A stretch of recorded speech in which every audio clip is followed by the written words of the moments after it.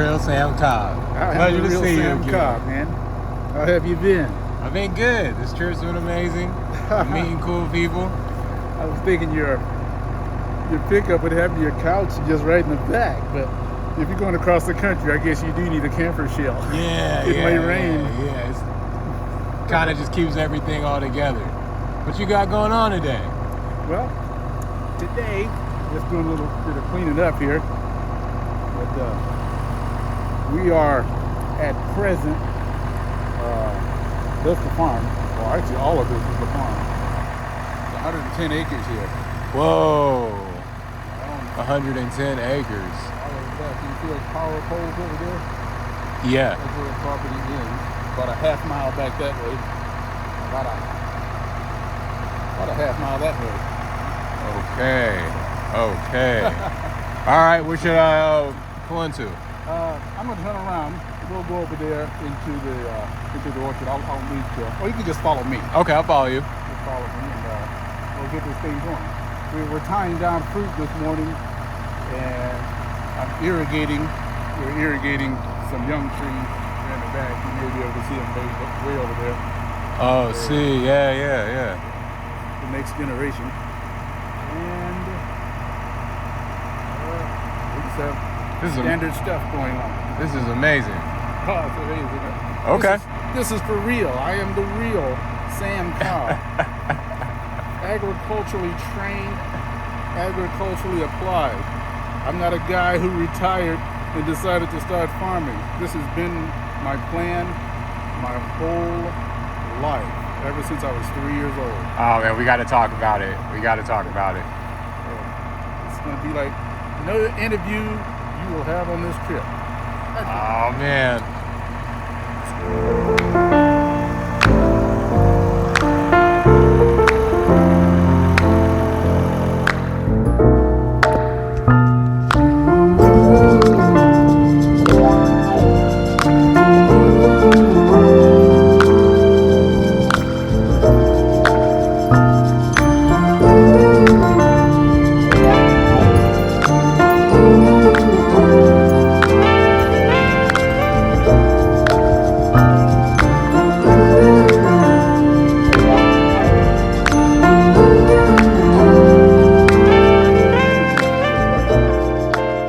Put in the ground in 2008, so 15 years ago.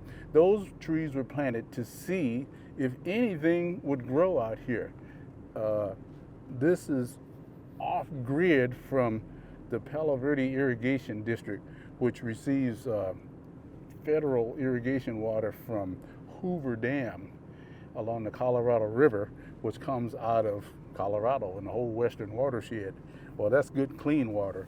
Well, I'm pumping groundwater, salty water, and I didn't know if the trees would survive. They're doing great, just like throwing a rabbit in a briar patch. They said, thank you. Oh, sorry about my cracked windshield. It's just one of my things to do until the highway patrol. So those are 15, and are these about half? These right here were put in the ground in 2017, almost 10 years later. Yeah. These here, the ones to the right that you were looking at, they've been sort of neglected. You know, that's an odd variety that it's kind of tough to sell. But then right next to it, these are medjool trees that we're coming up to. My man is out there tying down fruit. These were planted in 2011, to your right. So now a date tree has to be 7 years old before you can plant it. It takes a date tree 21 years to mature. So I started these trees in 2003 at our other ranch. They were just little bitty suckers. I was there the day they were born, and the day they were born, if you look at the base of that tree right there, see them little green shoots? Yeah. Put your camera on that one. Those little green shoots, those are trees being born right there. This is how all these trees were in 2003. Those shoots. Yes. And I had to grow them for 7 years until they were large enough to be separated from the parent tree, their mother. And then we brought them out here 7 years later. And once they had made themselves into a shoot. Now, a shoot is at the base of this tree. Yeah, I see him shooting. That's a shoot. That has to stay with that tree for 7 years, 7 or 8 years, before it's large enough to be removed and planted on its own. So 7 years to develop that thing. Then we put it in the ground, and after another 7 years, it starts to produce fruit. But that's only when it starts to produce fruit. There's still yet another 7 years before it produces its maximum load. Man. Yes. So what type of intention or vision did you have for knowing that you're going to get into date farming with that timeline? I used to work for the USDA, and I started out in Fresno. No, I started out in Hanford, went back home to Fresno, transferred to El Centro, which is still south of here, almost at the Mexican border. And then I got transferred back up to Indio, Coachella area in like 1995. So I started with them in 89. By 1995, 96, about 7 years later, I was in Coachella. And when I got to Coachella, I started working with date farmers. And I slowly fell in love with dates. I never wanted to grow any kind of tree fruit because it just takes too long.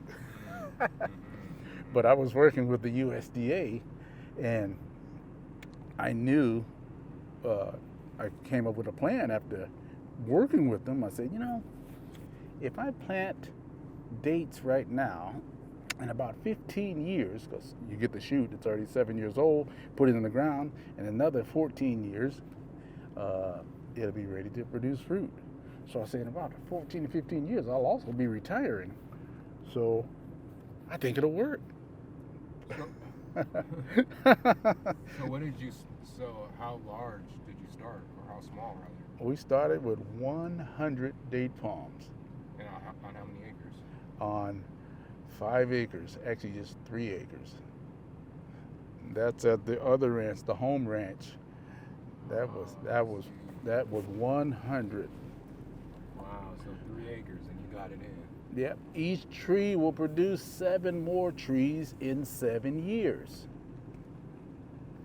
So if something kind of spiritual. Yes. So look at that tree right there. There's one with its load. You can zoom in on it. You can see it has its 7 trees. 1, 2, 3, 4, 5, 6, 7. Those are ready to go. So in 7 years, you can be 7 times larger than you are today if you pay attention. Church. Yes. Tabernacle. Yep, just like church. These are godly trees. Just like all that stuff in the Bible where it say this and that. I think those people were date farmers. The story of 7 years and Jacob. Completion. Yep. Jacob and served for his wife Rachel. His father-in-law Laban say, tell you what, stay with me 7 years and then you can have my daughter. Laban was a date farmer. Jacob helped Laban plant his date trees, and then 7 years later, it was time to remove the shoots, and he would not let him go. He said, tell you what, serve with me 7 more years, and then I'll let you go. So what are you talking about? But he loved Rachel so much, he served another year. So what happened, first 7 years, they planted their trees. Second 7 years, they planted the second group. They planted the second grouping. And after that, then he got his wife. He wound up with 2 wives. So I talked the same stuff with my wife. I said, stay with me 7 years. Give me 7 years. We'll get this together. And then in 7 years, it was time to take all the shoots off. And we planted them. We had 100, and then 100 blew up into this block of dates right here, from side to side. All from where your vehicle is down there. Oh, that's where we Yep. From where your vehicle is down there to the right to over here to the left. All of these came from those 100 palms. That's crazy. That's crazy, man. Well, most of them. Is that so? When you did the 100 palm mission and planning, what exactly was the vision and intention? The envision was for me to finally become a farmer, to be established. I wanted to farm, and I wanted to have the farm be strong enough that I can hand it to my kids and my grandkids.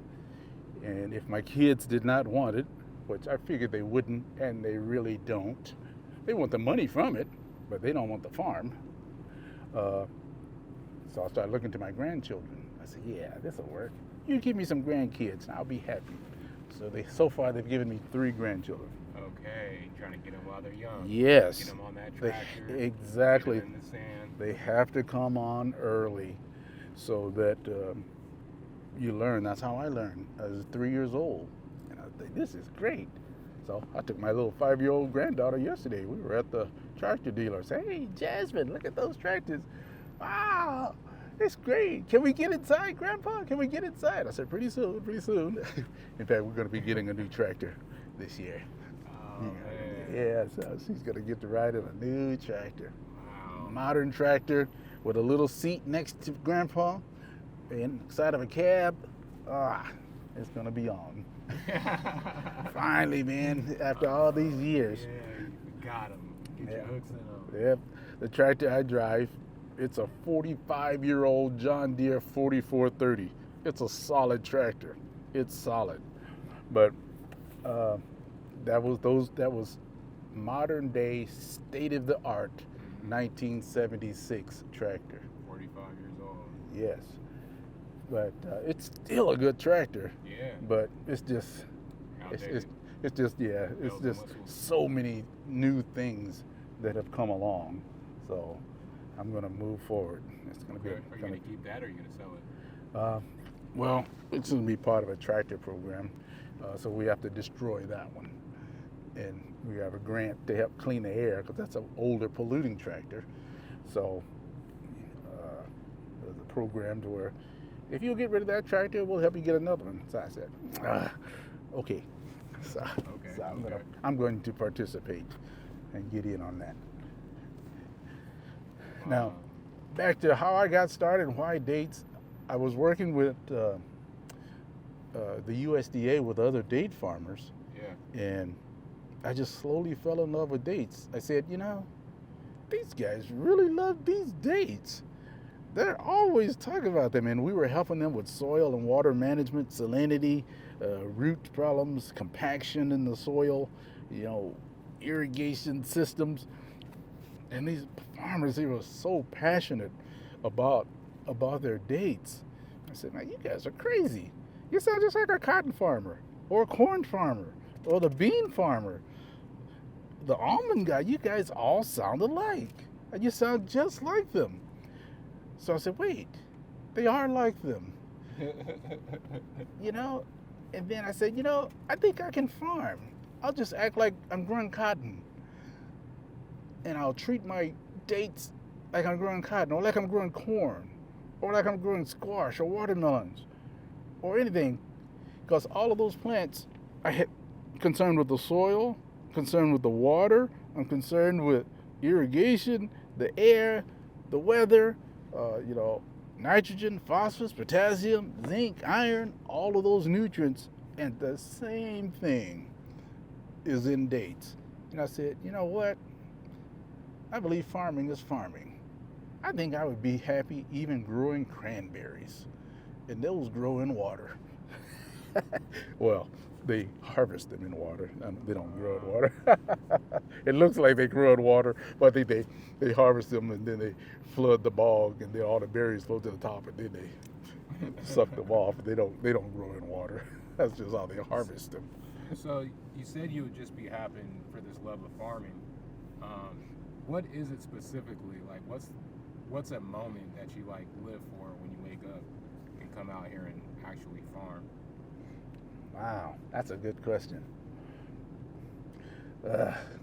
At present, things are dynamic on a farm, but at present, I am trying to get my trees to be healthy. Healthy trees produce healthy fruit. Healthy fruit makes happy customers, and happy customers pay premium prices for dates. So if I can keep the people happy, where my dates taste absolutely superior to other people's, and they do, I will always make money. I know how to lose money. So I wake up every day. I look forward to come out here I'm trying to get to the other side of the season. I'm trying to get to harvest without any hiccups and arrive at harvest with a high quality product. And then there's all these little bitty things that have to be done, like playing chess. If you turn the wrong way, they come and wipe your butt out. You turn the wrong way, you can lose a whole lot of fruit. You don't do one thing on time, the grade has dropped by 2 grades. Worms come in. Fruit branches break off. Oh, man. So you just got to stay on your toes and all this stuff to get the harvest in the fall of the year, September, October, get the crop in, and then that's why there's so many harvest celebrations. Yeah. People are happy, man. I made it. Looks like we made it. Yeah, we've come a long, long way. Barry Manilow. I sing lots of songs. I have to sing songs to keep me encouraged.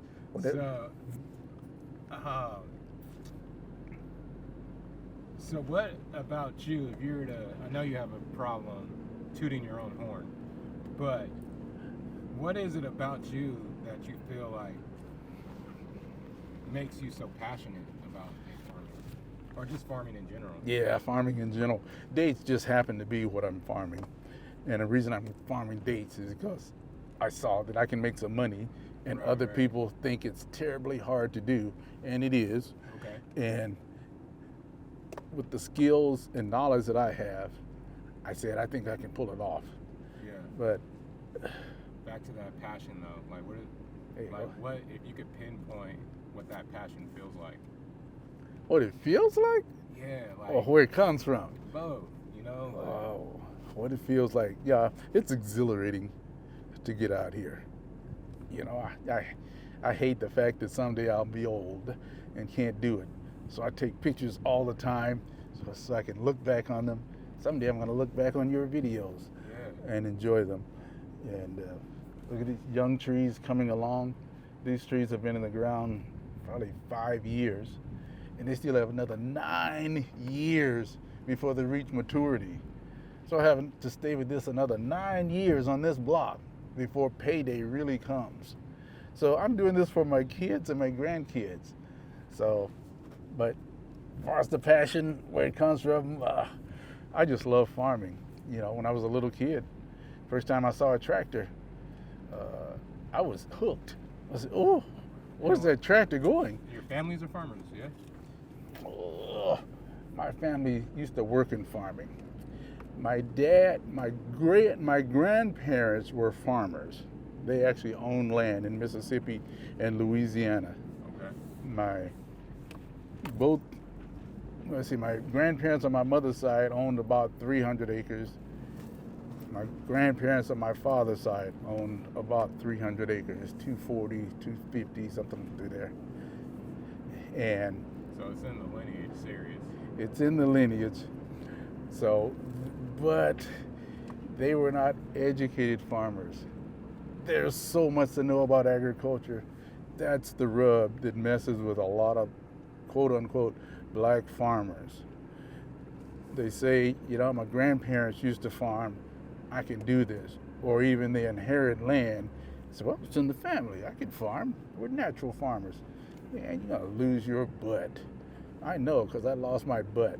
I lost my butt 35 years ago, 1987. My wife and I, we started farming in 1982, right out of college. Within 5 years, we were bankrupt. We lost everything. The car, the apartment, the field, all of our farm equipment, everything, man. Moved in with my mother. Whew. That was rough. But I was only 27 years old. I started farming at 22, full time, right out of college. And, well, like I say, within 5 years, we were broke. What was the number? What was one of the biggest mistakes / lessons from that period? Not being properly capitalized, meaning I didn't have enough money, and I didn't know how much money I needed, and I was not able to receive. This is all my property too. We're still on my property. Yeah. I was not able to receive as much money as I needed for my crops. I was barely making the crop. Then I was paying a commission to a guy to sell the crop. And then, it's just so much. Agriculture is so much. And I was trying to buy equipment, trying to support a new wife and a family, trying to grow a business, trying to develop a business. It was just, and then I needed top dollar, and if something goes wrong, you receive low dollar. Sorry. Yeah. So what happened was, when we went bankrupt, the summer of 86, 87. I think it was the summer of 86. We were going out and I was feeling it. I can remember sitting under a shade tree in my mom's backyard. On the back side of the lot, got a half-acre lot, and I was praying. I said, dear God, Lord, what happened? Why am I not able to make it? Gee, man, the farmer's looking good over there. Wow. I said, why am I not able to make it? And I sat in that shade tree every day, or 2 or 3 days a week at least, just meditating. What happened? What's the key? What am I missing? How is it that other people, seemingly, they can make it and I can't? What is the key? By the end of summer, the answer came. You know what the answer was? And it holds true today. The Lord said to me, Sam, you have to control your markets. You have to sell your stuff yourself. You cannot be counting on other people to sell your stuff, because they're just going to skim off whatever they need. And, so I have to control my markets. So I remembered that lesson, and I never forgot it.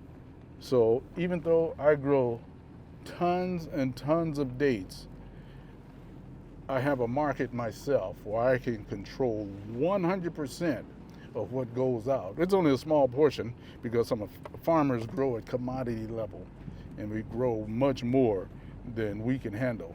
We're growing for the whole country. So I'm a small guy, and eventually I'm going to be at the stage where I'll become a distributor. How would you label or describe your market that you control? Oh, I control a retail market. I have my own farmer's market. At our farm, we sell dates. We open a farmer's market on Saturdays, sometimes Sunday, sometime during the week, and we sell directly to the public what we grow. And we allow people to come and buy dates directly from the guy who grew them. And they can ask a question, and when they ask a question about a date, they receive a real answer, because I'm not a phony guy. They can ask me about the dates, and I'll start telling them how they grow, what spacing they should be, how old the trees should be, when they really should start growing, how old is this tree here? Well, there's some interesting things about that. You go to some farmer's market, you ask about dates. I've done it. Oh, well, I'm just here selling for my uncle. My uncle was the farmer. Why isn't your uncle here? Oh, well. And so your farmer's market, are there other farmers there as well selling produce? No. So it's just the dates, and they come just Yep. for the dates. That's right. I'm the farmer, and on the weekends I open my farmer's market, and I sell dates. If I had watermelons, I'd add watermelons. Where's your farmer's market located at? At the farm. That's why it works.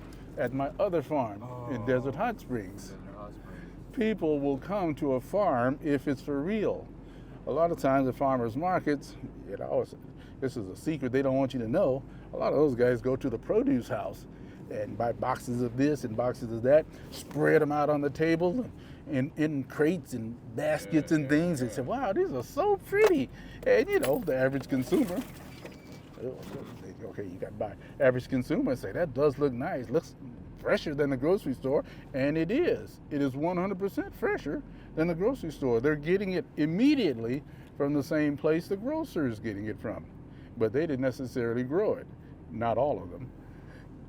When you go to a farmer's market and you see bananas on a table, they didn't grow those, because those are down South America, Central America. Or when you go to a farmer's market table and you see avocados, tomatoes, beans, carrots, squash, watermelons, cherries, dates, all of those things at one farmer's table? No way. No way. Because it takes time to grow each and every one of those things. Sometimes some crops complement each other. The greens, you can get mustard greens, turnip greens, collard greens, some onions, and you might get tomatoes and squash and a few things. You may get 3 or 4 items, but when you see a whole spread, nah, that's not real. Yeah. Now this ground here that's open here, this is for my grandson. I'm going to try to leave this for him to farm. He doesn't know it yet. He's only 8 years old. What's his attitude and energy? Well, he's into Mario right now, Super Mario, so he loves to drive video games, and he's been out here on the tractor. So hopefully I got to get back to him and make sure. You're going to be a farmer, right? So I'm going to leave some property for him. We'll see. Unless a solar company comes along and offers me a lot of money to plant a solar farm out here, in that case, he'll have to farm over there where I farm. Yeah. But we'll see. And you talk about the learning aspect, like as a kid, learning these skills and learning these nuances of farming. To what level would you like to see your grandson engage in learning, to make him successful? Maybe if there was like a minimum or versus a maximum, such as going to school as well, working in the industry, and then eventually farming like you. But yes. just to say, like, at least you need to know how to do this to be successful. Oh, what is the minimum?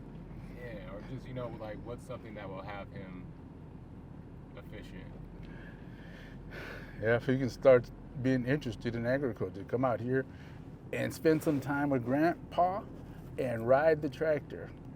And then go to school and try to find a high school where they have a Future Farmers of America program, and immerse yourself in the Future Farmers of America. Yeah, there ain't no way around it. You gotta commit. Yep. It's a life commitment. To be a successful farmer, you have to start early and never give up, never stop. It's a lifestyle choice. If you ask any farmer, he'll say the same thing. Nah, this is my life. It's not just a business. And in fact, you have to learn about business. I begged and pleaded for my kids, go study. I boiled it down. I said, if there was any one class I want you guys to take while you're in school, please take an accounting class. Take Accounting 101. Just learn how money works. Please take an accounting class. They never did, neither of them. And they both, my son is coming around now, but my daughter, well, his life is still a challenge for her. I said, take an accounting class because someday money is going to drop in your hands. I'm going to see to it. Please take an accounting class so no accountant will be able to pull the wool over your eyes. And you won't just be sitting there saying, what do the numbers say? Oh, okay. No, you start asking them, hey, what about this? Why is that number there? Hey, did we get a deduction on that new well we put in? In fact, how much was the deduction? Oh, hey, how much can we expect to get back? That's tax deductible, right? You can begin to have the conversation. Instead, you sit there and say, well, what do the books look like? Are we making any money? Forget that. I do all of my books. I learned all that stuff in high school and college. I took a class called farm accounting. It was accounting. I took a couple accounting classes. I took farm accounting, economics. I use those classes all the time. Yeah. I took classes on how to plant and how to calculate seed distribution. If you have so many seeds, the rows are so far apart, how far will those seeds carry you before you're out? All that kind of stuff. Man, it was fun. And when I was in school, I always said, how is this class going to help me to be a farmer? How is this going to work? So that's our field over there too. Those are young ones. Those were planted 2019. We had a bunch of those out there. Didn't make it. We have to do a lot of replants. You mentioned something about getting your plants healthy. Is there any kind of attributes or features that show that they're struggling? Yeah, absolutely. But these here are kind of struggling. Let's see if I can pick out some items here. Like, okay, this tree is showing some stress. Yeah. This is a tree I really don't farm too much, but this tree here, the lower leaves on the bottom, they're gone already. So it could, well, let's jump out. Well, this is just a landscape tree. This tree was planted for landscape purposes, meaning we don't harvest the fruit from this tree, but it's a beautiful tree for landscape. And what purpose will landscaping do out here? Not out here, in town. People who want a tree in Los Angeles or Florida. I say, wow, people in a resort, look at our beautiful trees. And you would sell them that tree? Yes, that tree is for sale. Okay. Yeah, that tree is for sale. But some of the items here, what we're looking at is these leaves at the bottom, they're dead already. They should be alive, but it's short on nitrogen. It's short on nutrients. So if the tree is short on nutrients, first it's going to let the lower leaves go. Yep, the bottom leaves are gone because the tree is pulling those nutrients back up into the tree. Yeah. And then this branch here, it's kind of yellow, it's kind of whatever. If I were to increase the nitrogen on this tree, that would go ahead and green up. And how would you get nitrogen into the soil? We run it right into the water. Or we can get it out of compost,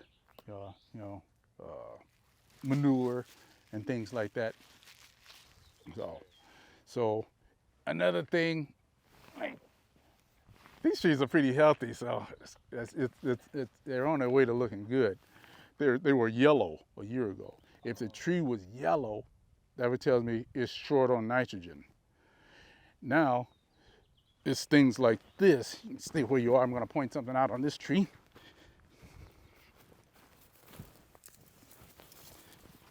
This branch here, I'm concerned about the greening, and then it's yellow, and then out in here it's kind of dying on the tips. So that tells me some things. So to figure out what it is, I'll have to send a tissue sample into the laboratory, you know, and they'll come back and tell me, well, you're low on this, you're low on that, or I have to decide whether it's low or not. And so, but up on the inside of that tree, it's looking pretty nice and green. Yeah. It's pretty happy. Now we have to clean up the bottom of these trees here. There's some shoots. We were trying to decide if we're going to keep them or not, but I've decided we're not. So let's do the counting on the shoots real quick. So we have the main tree, right? Right, now watch out. These leaves are pokey. They're very pokey. Oh, okay. Yes, they'll get your attention. Woo. Yes, and don't get poked in the eye either. Whoa. Yep, that's right. And inside. Yeah, so you said 7 shoots, right? Yep, it'll give you more. 7 shoots will be good. The tree may produce 12, 14, or 15, but there'll be 7 that are Ace Coom Boom #1. And when you plant them in the ground, they will grow. The other ones, the next generation of 7, you're down about 50%. You plant them and half of them live, half of them won't. Sometimes they'll sit in the ground for years and then finally take off. So just take your 7 and get rid of the other ones. Turn them in the compost and get your nutrients back. Got it. Beautiful. Okay. And you know you're doing good when gophers move in. I mean, we have good root development happening. Now, are they a pest? Or They are a pest, pesty gophers, but they only move in healthy orchards. So I have my work cut out for me over there. But I guess the gophers have to eat too. So.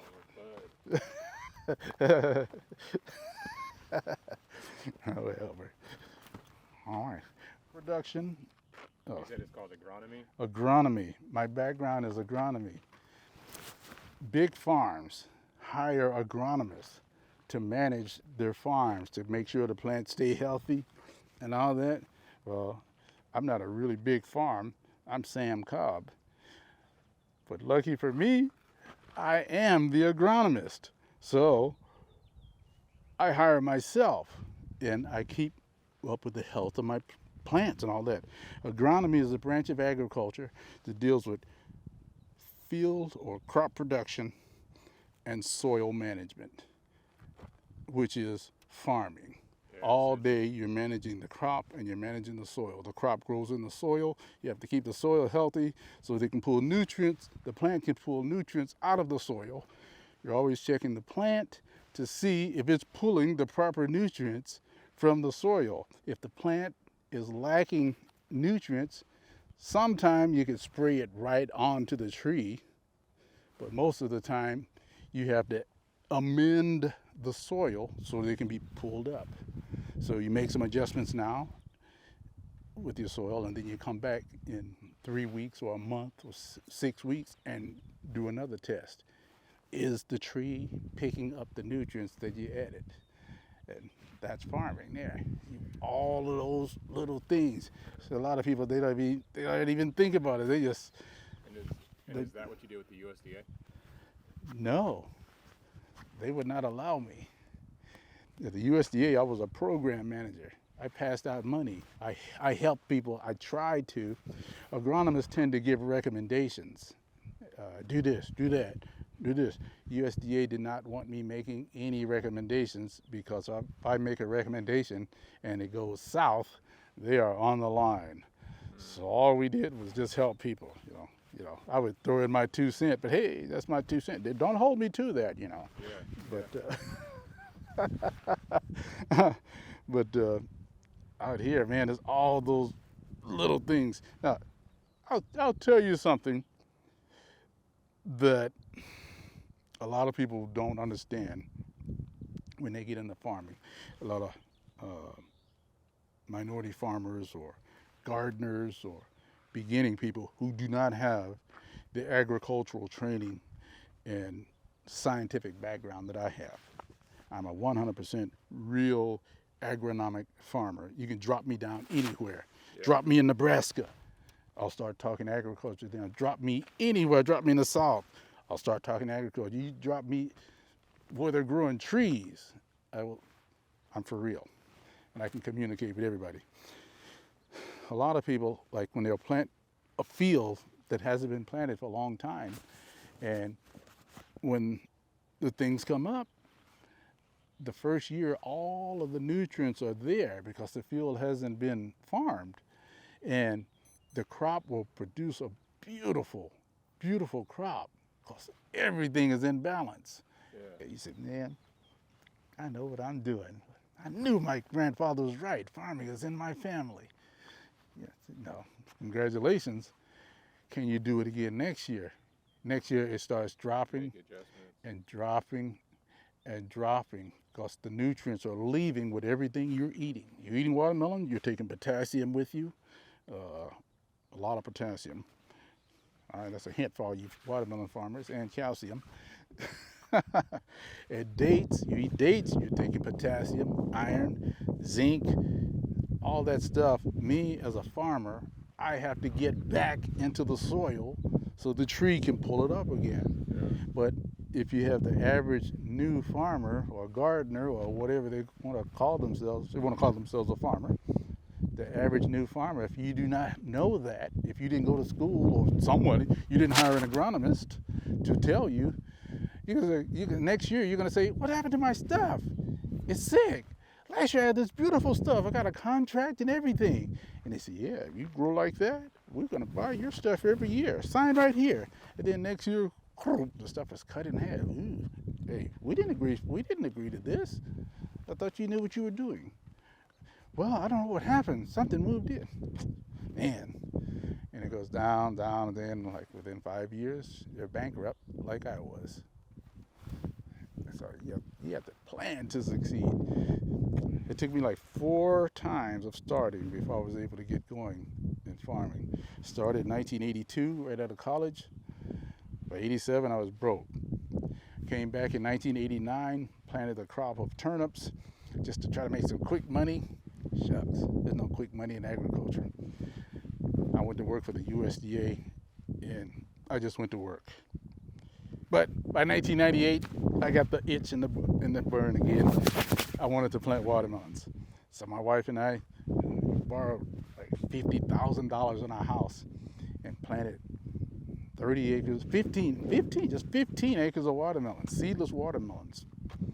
Man, everything planned, drip irrigation and all this stuff, but man, that went south too. Did not make it. But one thing I did have to my advantage, I had a job this time. Since I had a job, I didn't go under completely. And I told my wife, if things do not work out, all we have to do is make the payment. And someday we're going to sell our house and we'll pay everything off. And that's what we did. In 2002, we sold our house, paid off the loan that we had from the watermelons in 1998, 99, and bought a 5-acre property where we are. This time I did all the math. And I put my wife through school. So she had a job too. And we were both working then, and we bought the property, we cleaned it up, planted date trees, and then we just started waiting. We just started irrigating and paying water bills for the next 7 years. So we said, nothing's gonna happen for 7 years. Just keep it going. In 7 years, we'll have trees. The trees will be large enough. We'll begin to get some dates. We just have to stay diligent. All we did was pay bills, water bills, land, everything. Money just going out. Money just going out for the next 7 years. A lot of people, who do you think are gonna do that? You gotta be serious to do something like that. But that's what we did. And we started the property with municipal water. We were watering 3 acres of dates with municipal water. We had a plan for in 7 years, we were gonna have a well drilled. And we knew that if we did not get that well drilled within 7 years, we were going under. That was as much as we could take. Because in 7 years, the water requirement for the trees was going to increase exponentially. Not just a little bit, boom, exponentially. Yes, you're going to start producing fruit. You're going to take the shoots off, and it's going to grow even bigger, and it's going to start producing fruit. It's going to have a water requirement is going to double or triple or quadruple. Our water bill had made it to $2,000 per month 7 years later.